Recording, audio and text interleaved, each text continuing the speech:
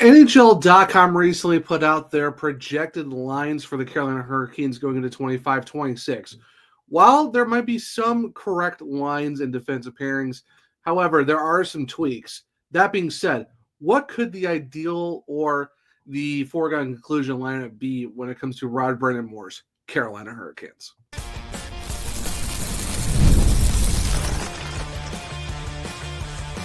You're Locked On Hurricanes, your daily podcast on the Carolina Hurricanes. Part of the Locked On Podcast Network, your team every day. Welcome to the Wednesday edition of Locked On Hurricanes, your team every day, part of the Locked On Podcast Network. Thank you to the Everyday for making this your first listen of the day. 5 days a week, Monday through Friday, talking everything about sure Carolina Hurricanes. I'm your host, Zach Martin. I'm the credentialed Carolina Hurricanes beat writer over at the Hockey Nerds, also the co-host of the Surgecast, which is a weekly Carolina Hurricanes podcast, along with all of my duties here at Locked On Hurricanes. Got to get a Wednesday edition of the show for you guys. As we kind of get to do an initial reaction to the NHL.com's projected Hurricanes lineup with the roster as of currently on July 16th, going into the 25-26 season. And first segment's going to be talking about the forward core and where they have projected and where I think it's probably going to be that next year for Rod Brind'Amour's team. And then, of course, segment 2, we're going to talk about the defensive pairings and then finally talking about the Canes goaltending to round out all of that. But before we jump into today's episode is brought to you by Game Time. Download the Game Time app, create an account, and use code LOCKDOWNNHL for $20 off your first purchase. Now, the NHL.com on the 14th released their projected lineup of what the Hurricanes look like with the additions of Nikolai Ehlers and Keandre Miller.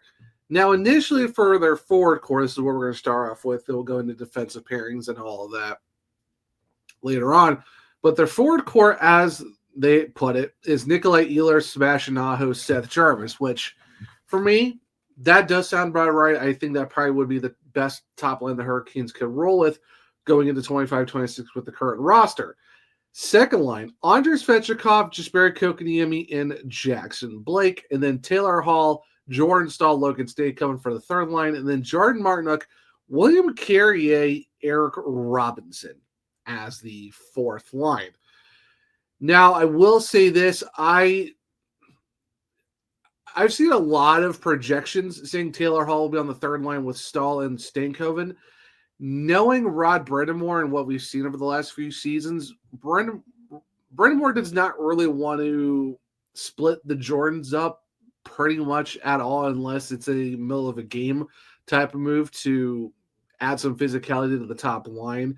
If we're going to get some more physical team, which we didn't see a lot of last year, but I don't see Martinook and Staal being split up, especially with Martinook being on the fourth line. So I don't really see Hall being on the third line with Jordan Staal and Logan Stankoven. That being said, I would say second line most likely would be Taylor Hall with Jesperi Kotkaniemi and Andrei Svechnikov, because I just don't see the Hurricanes really wanting to keep Hall out of their top six with what he did last year when they put him in on that second line after the first few games after acquiring him from the Blackhawks.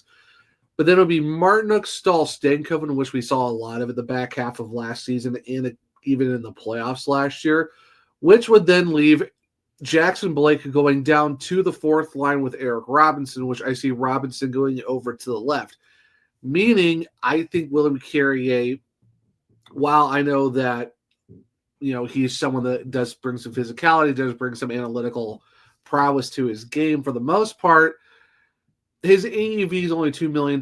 It's not, altering that much to have a guy that making that much money, not an everyday player. I could see a situation where maybe him and Eric Robinson might swap back and forth. It just really depends on what the matchups are going to be like and stuff like that. So I would say Carrier might be your next extra in terms of that aspect, where I think, because William Carrier, I just don't really see him being a fourth line center. You don't really see him be a center all that often to begin with. So I see where NHL.com is trying to add him there as a fourth line center because you don't want to take him out of a line for what he brings. But I just don't see a reason to keep Mark Jankowski out of a lineup if they're looking for a legitimate fourth line center who does bring some, you know, big body to his game, and that's Jankowski. And we saw last year he did really well in the faceoffs, all things considered, for the Hurricanes as your fourth line center. So I would say in terms of the forward core, first line is perfect. Ehlers, Aho, Jarvis. I don't see why you would change that. That's a perfect first line. But the second line, that's where you'd be like Hall, Kotkaniemi, Svechnikov. That'd be Jordan Martinook, Jordan Staal, Logan Stankoven, followed by Eric Robinson. Then it would be Mark Jankowski, Jackson Blake as your fourth line. I see why they want to try to put Jackson Blake on that top six because he's a young kid, did have 17 goals and 34 points last year. But if you're looking, that could be a change where maybe if they want to play Taylor Hall a little bit farther down the lineup, maybe you do put Jackson Blake there in that second right wing, but we didn't really see that a whole lot towards the end of last year. And I think the Hurricanes might look at this and be like, hey, obviously you got to keep Andrei Svechnikov on the second line. Hey, Taylor Hall played really well on the second line with the Canes down the stretch. Got to keep those two together.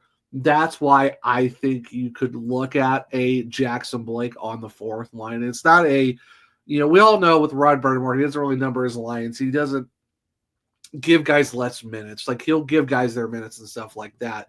So if Jackson Blake's not getting top 6 minutes, he's still going to get time on the power play and stuff like this. So he's still going to get his minutes. It's just maybe not as much on the 5-on-5 play. Unless you feel like, hey, we definitely want Jackson Blake on the top 6. Maybe we do move Taylor Hall down the lineup. Maybe that is the case. But knowing just how Rod Brind'Amour is, I just don't see Hall on the third line. It's going to be the Jordans with Stankoven most likely. Then it just plays into, do you have Hall on the second line and Jackson Blake on the fourth, or do you swap it back and forth? How do you make that work? But just from what we saw last year, like I said, we're talking on July 16th. This could be completely different by the time we hit October. So that being said, this is just what I think is going to happen because we've seen what Rod Brind'Amour does, especially last year, where Taylor Hall saw a lot of top 6 minutes, top 6 time. You're going to put Andrei Svechnikov over to the right wing. Jackson Blake might play bottom line. And even with Eric Robinson and Mark Jankowski, that's still a really good fourth line. I mean, a lot of teams would love to have a fourth line like that. So initially, that's what I'm kind of seeing with these, especially for the forward core, just because of, the idiosyncrasies that Rod Brind'Amour has of just kind of wants to stick to what works and just stick to this is what the lines this is what we're going to run with, because he doesn't really tweak lines going into games very much. He might do it during the game, depending on how the game's going and stuff like that. But if we're talking initial lines, like I said, going into the forward core for next year, as of July 16th, Ehlers, Aho, Jarvis, Hall, Kotkaniemi, Svechnikov, Martinook, Staal, Stankoven, Robinson, Jankowski, Blake. I think that's what the lines are going to look like. Like I said, I could be completely wrong by that point, but just from what we've seen, I think that's what Rod's going to do. Like I said, do you want William Carey as an extra? Yes and no. I guess it just depends on what type of situation and what strategies the Hurricanes want to go with, and that's kind of the good thing because you might have William Carey as the 13th forward. You might have Tyson Jost as like the extra center or however you want to play that out. And I know there's going to be some discussions of, does the second line get addressed? We've talked about on the show a lot before. I've definitely seen a lot of the comments about it.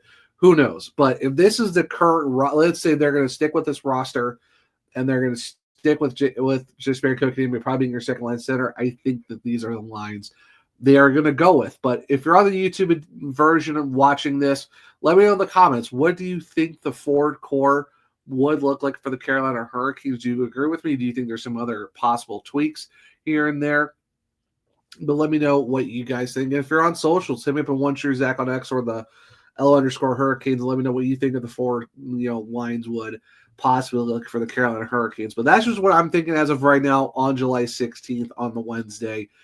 This is what it could look like because we all know Rod is a creature of habit when it comes to the most part of trying to keep the lines the same. I just think that's what they're going to do because we saw that a lot last year, even with the addition of Nikolai Ehlers and, of course, bringing a lot of the guys back from this past season.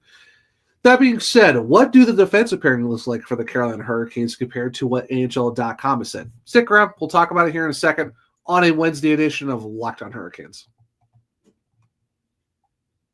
We've all been there, logging on early and waiting forever for concert tickets to go on sale, only to lose your spot for a show you've been dying to see. Live music should be about making memories, not dealing with the stress of ticket shopping. That's where Game Time comes in. Game Time makes getting concert tickets faster and easier than ever. Prices actually drop as it gets closer to showtime, and you can save up to 60% off with their killer last-minute deals. Tired of endless scrolling trying to find the best deal? Game Time's zone deals pick the best seats in your section for you. So take the guesswork out of buying concert tickets and even show tickets with Game Time. Download the Game Time app, create an account, and use code LOCKEDONNHL for $20 off your first purchase. Terms apply. Again, create an account and redeem code LOCKEDONNHL for $20 off. Download the Game Time app today. Last minute tickets, lowest prices guaranteed. Welcome back to segment 2 of Locked on Hurricanes, your team every day. Now, we talked about the forward core, what I think it could look like in terms of the forward lines. Definitely some tweaks here and there. First line was probably the best one that they had of the entire graphic that they had on their socials. But now let's look at the defensive pairings for the Carolina Hurricanes. Now, how they have it: Jacob Slavin, Keandre Miller, Alexander Nikishin, Jalen Sheffield, Shane Gostisbehere, and Sean Walker. Now, I will say this. I do see where they go with Shane Gostisbehere and Sean Walker because they played really well together last year. And you just got Keandre Miller for $7.5 million. You would think, okay, we need to put him on that top pairing. The thing is, he is a left shot defenseman, and I've not really seen him play a lot of right side D. So I would think that if you're looking to keep Miller on your left side, and I think you're going to slot him behind Slavin. Slavin's your first, left defenseman, then Keandre Miller, and then I would even go Alexander Nikishin as your third pair left defenseman. Not saying he's bad, not saying any of this, and it's like, he's getting demoted to the third pair. I'm like, well, he's played less than a dozen games in the NHL, less than 10 games in the NHL, all of them in the playoffs. So I think they're going to try to ease him into it. So there's nothing wrong with putting him as a third pair defenseman if you're Alexander Nikishin. Then the thing, too, is Shane Gostisbehere has played left and right defense. I think he's probably the best guy to go on his offside when it comes to the defense. I know Rod Brind'Amour isn't someone who loves to play guys on their offside, but as of currently right now with this team, they got 4 left shot defensemen. And if they're going to have to move someone over, I don't think it's going to be Miller. I think the Hurricanes want to kind of ease him into the system because it's a different system for this guy to come in. And yeah, you got him for, for the next 8 seasons. That said, I think this is a situation where you want to put him, behind Slavin, let him get used to the system and all that stuff, and not just automatically throw him into first defensive pair minutes on his offside into a new system. Mm-hmm. So I think it's going to be Slavin, Miller, Nikishin as your left side of your defense. That being said, on your right side, okay, who goes to the top pair with Jacob Slavin? Jalen Sheffield has played up there before. We saw Sean Walker last year, a few times in the playoffs play with Jacob Slavin, especially starting in going through a lot of those games in the Eastern Conference Final against the Panthers. That's where I think, and I said it during the playoffs, this could be a preview for next season's top defensive pairing, which would be Slavin and Walker. And I think that probably would be the best top pairing for the Hurricanes going into next season, because the fact that Walker played well with Slavin in the playoffs, and he's going to be here for the next 4 seasons still on his 5-year contract. He got better as the season went along. He had a great playoffs. I think very underrated and very under the radar for what Sean Walker did. So I think, you put him under that top pair.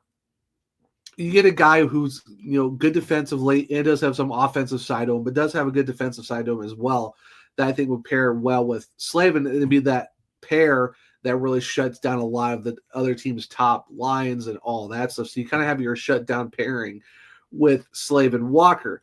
That said, that second line, that yes, you have a fast Keandre Miller, a little bit more offensively minded, does have a two-way game, but maybe needs to build the confidence back up.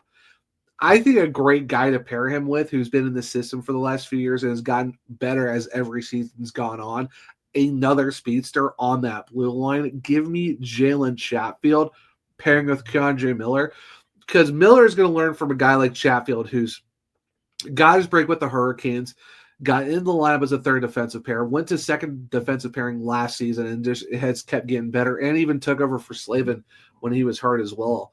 So if there's someone to learn this system from that's been there and done that and is, got that speed, got some height to him as well, and just is someone who can really ease Miller into the system, I think Jalen Chatfield will be that great guy to have, because yes, you have two guys who are offensively minded but do have some, ways of playing defense, especially Jalen Chatfield.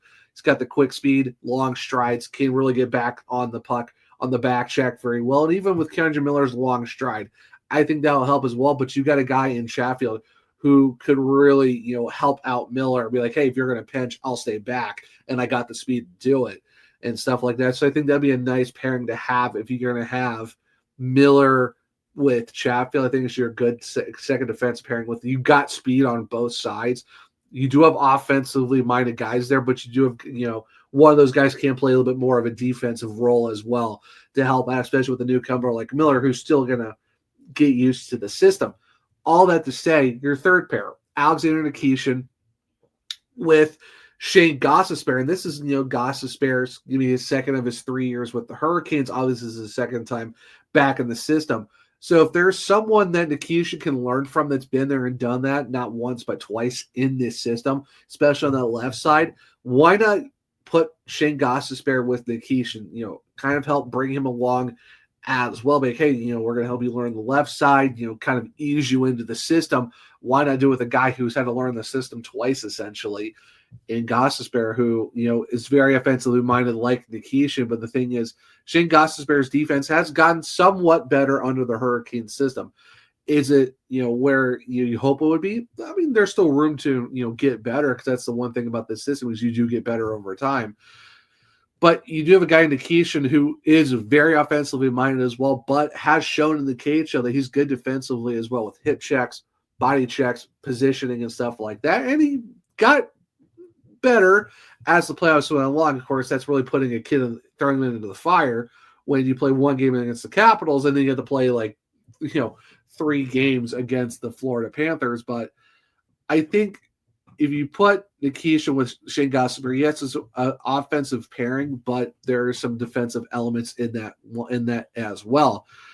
And like I said, Shane Gostisbehere can play on the left side and the right side. So if there's someone that the Hurricanes could play offhand, I think Gostisbehere is that best guy to do it if they go in that direction, which I think they probably will. Like I said, anything can change between now and October, but I think that's just kind of what he is, that guy to kind of slot over into that position. So the defensive pairings for NHL.com, once again, Slavin Miller, Nikishin, Chatfield, Gostisbehere, Walker. Now, like I said, I understand the Gostisbehere Walker angle, but I think that they're going to put Miller on the left side, Shane over to the right side. So it's going to be Slavin, Walker, Miller, Chatfield, Nikishin, Gostisbehere. I think that's going to be the defensive pairings going into next season for the Hurricanes when it comes to what is probably the best possible look, especially when you got essentially 2 guys that are going to be in the system. I know Nikishin's learned a little bit of it, but he's really going to get used to it next season as a full-time guy. And now you're bringing in Miller from the Rangers, so you're going to have basically 2 guys who are going to have to learn the system. And I think the 2 guys to best learn it from, especially if you're talking about their pairing groups, it's going to be Chatfield with Miller, and I think it's going to be Gostisbehere with Nikishin. It just depends on how they really want to go do about that. And 2, if you're looking at guys who want to play on their offside, I think Gostisbehere is probably the best candidate for that. And like I said, we've seen how Walker Slavin played last year. I think it's kind of the best pairing to go with, especially if you're going top line with guys who are going to fit. And you do both have defensive mindsets to their games, but there is a little bit of offensive side there too. Now it could be different to where maybe it's, Slavin, Chatfield, Miller, Walker. I could see that too. I could see that being if they really want to have a defense, offense, defense type of thing, or if it's like, offensive defenseman, or your two-way, however you want to play it. I could see that too. But let me know in the comments, how do you feel about the defensive pairings if you're on the YouTube side of things? We talk about offense, we talk about defense. Now let's talk about goaltending. So stick around and we'll talk about the goaltending for the Hurricanes here in a second on a Wednesday edition of Locked on Hurricanes. Ever wish managing your money felt easier? With Monarch Money, it can. Whether you're growing your savings or planning a big purchase, Monarch puts you in the driver's seat. It's like having your own personal CFO, giving you full visibility and control of your finances. Monarch Money is more than just a budgeting app. It's a complete financial command center. You can check all your accounts, investments, and spending in one place. So in addition to managing your money, you're also building wealth. And how's having everything in one app made it easier to manage your money day to day? Well, that's just the great part of it. You can find out what you're doing all in one spot instead of having 4 or 5 different apps. It's all right there for you. And if you're sharing it with your significant other, you both can see it and be on the same page when it comes to building your finances. So take control of your finances with Monarch Money. Use code LOCKEDONNHL at monarchmoney.com for 50% off your first year. That's monarchmoney.com, code LOCKEDONNHL for half off your first year. Welcome back to segment 3 of Locked on Hurricanes, your team every day. So we talked about the offense, we talked about the defense. Now let's talk about the goaltending for the Carolina Hurricanes. And obviously, no surprise here, they have Frederik Andersen and Peter Kochetkov. They do have Freddie as the first goalie. I could see it going either way. Obviously, it's probably going to be a 1A, 1B type of situation. Like the last couple of years, it was always whenever Freddie came back from injury, it was Piotr, Freddie, on, off, on, off. I don't see the Hurricanes going right to the swap system early on. They might do it towards the end of the year, getting closer to the playoffs, maybe just with giving guys rest, whenever they do clinch their playoff berth and stuff like that. But it's definitely going to be a 1A, 1B. I think it's probably going to be a situation where it could be, it could be a situation where it's like a 52 games and then or 51 and 31 or however you want to do it, or however you want to figure this out in terms of goaltending. It could be a situation where it could be almost right down the middle too.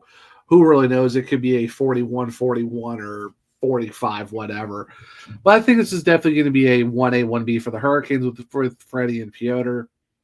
I wrote an article about it like months ago for Hockey Writers when still going through the playoffs, and where I think this is probably the most legit setup of whatever the roster is for the Hurricanes. I know we got some, is there going to be more moves on the forward core? Defense seems pretty set. Even with the addition of Mike Riley being, the 7th defenseman, who's the 13th and 14th forwards for the Hurricanes. But in terms of goaltending, I think this is the goaltending group. It's going to be Frederik Andersen for one more year. That's why they brought him back, because the goaltending UFA was very minimal at best. And I just think, I feel like the Hurricanes thought, well, we know what Freddie can do. He wants to stay here. Let's just lock him up, get it over with, not to worry about it next year, and then reassess the goaltending situation going into 26-27. I think that's kind of where the Hurricanes are at right now, of having these two, and the fact that you got Peter Kochetkov for 2 more years or $2 million. I don't see the Hurricanes making a move at goaltending. If there is a move, maybe it's trade deadline time, or they're just going to run with this group next year, which I think they're going to. I think this is going to be your goaltending group for at least next season. I know they did bring in, Mir Miftakov, and also, they did trade for Caden Primo with those two guys on 1-year contracts. We also got Ruslan Kaisev and Nikita Kwap, and all those guys going to be down in the ECHL Greensboro Gargoyles. But in terms of the NHL goaltending, it's going to be Piotr. It's going to be Freddie. That's your goaltending duo. It depends on what the situation is of the percentages of how many starts these guys are going to get. One over the other. There might be a guy who might be on a hot streak and maybe plays a couple of games. Obviously, we're going to have, double headers, or back-to-backs and stuff like that. Not double headers, but back-to-backs, where it could be a situation where whoever's going to be the first one is going to be the second one. So I think this is the easiest complete group to go with. It doesn't matter who the starter is. These guys are both going to get their starts next year for Rod Brind'Amour and the Hurricanes, of course, Paul Schoenfelder, the goaltending coach. It's pretty much the easiest group to consider when you're looking at it just for net minding. The big hope is Freddie stays healthy because he has missed a lot of games over the last 2 seasons. So you're hoping that, you don't have that situation again. And that's kind of why the Hurricanes went and traded a 7th rounder in 2026 for Kane Prima, because he does have some, NHL experience. He's young, he's 25. He had coming off a really great season last year for the Laval Rocket down in the American Hockey League. So he's your break glass in case of emergency third goalie going into next year. And of course, like I said, you got Miftakov coming in from the KHL, who has played in North America before, but he's most likely your 4th goalie in terms of the depth chart. And moving on from there, going to Greensboro. But like I said, the main hope is Freddie stays healthy, and hopefully they don't see Peter, I guess, overworked like he has the last couple of years, and just hopefully find a Peter that's more calm, cool, collected. He'd still have that edge because it's good when he's aggressive, but trying to figure out when the best time is to be aggressive. So I think this probably is going to be the second full season where Peter is going to be in the tandem with Freddie, because we know 2 seasons ago he was kind of the odd man out with Freddie and Antti Raanta going to, of course, this is where the Hurricanes didn't have an AHL team, so they went to the Syracuse Crunch with the Tampa organization. Only played in 3 games, didn't last very long as the Freddie getting injured, and then, being thrown into the lineup once again. And of course, last season was his first full year with the team in terms of the net. So this is going to be his second full season in the crease for the Hurricanes. Now it's just, for Piotr, it's taking that next step. Are you capable of being our number 1 goalie when Freddie does eventually leave? Because whoever they bring in, their hope is that Pyotr Kochetkov is that number 1 goalie for the Hurricanes. Is he going to be like an Andrei Vasilevsky type guy, or Connor Hellebuyck's going to get 50, 60 starts? I don't think so. But he's definitely going to be a guy who's really going to be up there in terms of getting the majority of starts for the Hurricanes. At least 55%, if not maybe 60, if that's kind of the case. I don't see him getting 70 or 80%. But that's their hope right now, is for Peter to take that next step next season, coming up, even with Freddie being in the crease. And like I said, the big thing for Freddie is just staying healthy, because like I said, he's missed a lot of games over the last couple of years. He missed, I think, almost close to 40 the 2 seasons ago, and he missed over 30 this past season as well. And he's had very limited number of starts. Of course, he comes back, does show out in the playoffs and stuff like that, which is good. You definitely need a goalie who's locked in, and that's what kind of Freddie was the last couple of years. But this is a big pivotal year for the goaltenders in the crease for the Hurricanes. Is basically health for Freddie, and then is Piotr going to show that he's that guy moving forward? It could be the number 1 goalie, because like I said, he's going to the second to last year of his contract. If he has a shot this year, what's that going to mean going into his last year of his deal for 26-27? While a contract year is very big for a lot of players, this upcoming season is going to be probably the most pivotal for both of these guys in terms of health and are you that dude? So it should be very interesting when it comes to the goaltending for the Carolina Hurricanes. But like I said, I think the goaltending is probably the best position for the Hurricanes right now, just because you're bringing the same tandem back from last year. You know what these guys are going to do. There's just are you going to answer these questions? Are you going to be able to do these things that we're going to ask of? So defensive pairings, maybe the core guys are there. It's just where the defensive pairings are going to match up. And then, of course, the forward core is, what does that look like in terms of who's going to be placing where, who's going to be the extras and stuff like that. So only time will tell. So when you guys have listened to this podcast, I know I'm making this announcement way later into the episode. So the NHL is going to announce their schedules on Wednesday as of today at 1 p.m., which means we will talk about the schedule on Friday's episode. So, because like I said, right now we're on our Monday, Wednesday, Friday schedule with the announcement of the schedules coming out Wednesday afternoon.